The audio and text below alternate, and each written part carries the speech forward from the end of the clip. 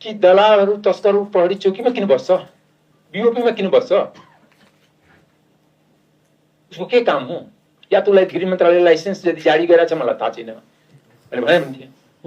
र उसले समाजलाई तर्साउँछ से हामी नेपाली उसलाई रक्सी खुवाउँछु, इन्डियनले हामीलाई ड्रग्स खुवाउँछ। यो समस्या यङको युवाको नै बढ्यो। र नेपाल पुलिसको बारेमा मेरो आफ्नो एउटा 20 वर्षदेखि त्यसलाई अब्जर्भ गरेर मेरो आफ्नै एउटा दृष्टिकोण छ कि नेपाल पुलिस आफैमा सक्छ प्रहरी।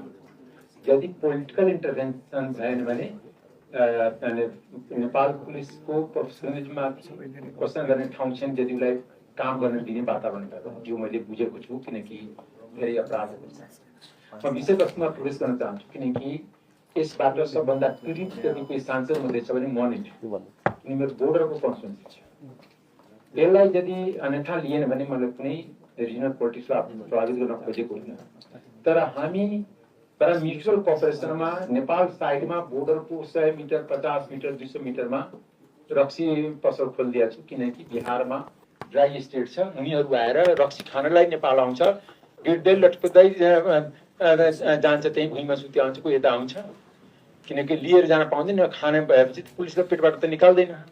र उसले पनि म्युचुअल कोअपरेसन गरेर बोर्डरको हरेक 100-200 मिटर या 500 मिटरको बजारमा ड्रग्सको दोकान खोलिदिएको छ। से हामी नेपाली उसलाई रक्सी खुवाउँछु, इन्डियनले हामीलाई ड्रग्स खुवाउँछ। रक्सी खायो भने त के भोलिपल्ट सहज हुन्छ, तर ड्रग्सबाट के त नसा एडिक्सन हुन्छ।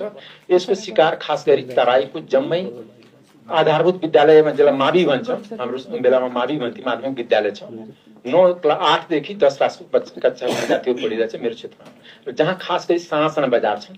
र प्रहरीलाई थाहा छ। म एउटा गृहमन्त्रीलाई विनम्रतापूर्वक आग्रह गर्न चाहन्छु, यसमा सशस्त्रलाई पनि राखिदिएको भए हुन्थ्यो। किनकि बोर्डरमा त बस्छ, बोर्डरमा चेक गर्ने अधिकार त नेपाल पुलिसलाई कमै छ। जहाँ क्रस हुन्छ त्यहाँ सशस्त्र छ, सशस्त्र त्यहाँ कोही प्रतिनिधि मैले देखिनँ। म इन्फर्मर होला त बेग्लै कुरा हो, तर इन्फर्मले म चिन्छु। किनकि म चौथो कार्यकालको म राजव्यवस्थामा 3 कार्यकाल पहिला पनि राजव्यवस्थामा थिएँ, चौथो 5मा 1 कार्यकाल मात्र म गएको थिएँ त्यहाँ लेखा समितिमा, जहाँ सभापतिजीसँगै हुनुहुन्थ्यो। त्यसकारण मेरो आग्रह के हो भने कि प्रहरी महानिरीक्षकजी हुनुहुन्छ डाइरेक्ट उहाँले, तर सभापति मार्फत म उहाँलाई के आग्रह गर्न चाहन्छु, तपाईले चाहे भने 3 महिनामा ड्रग्सको समस्या समाधान हुन्छ। तपाईको प्रहरी हरेक चिन्छ कि को सप्लायर हो, को खाने हो, प्रहरी चिन्छ। प्रहरी उसैसँग बस्या पनि हुन्छ। जस्तै के हुन्छ भने मेरो वास्तविक कुरा मैले सकिनँ, एक ताकाको लागि एउटा एसपी थियो उत्तम सुवेदी, त्यसको पालामा मैले सकेँ, उसले मलाई कोअपरेट गरेको थियो कि दलालहरू तस्करहरू प्रहरी चौकीमा किन बस्छ, बीओपीमा किन बस्छ, उसको के काम हो? या त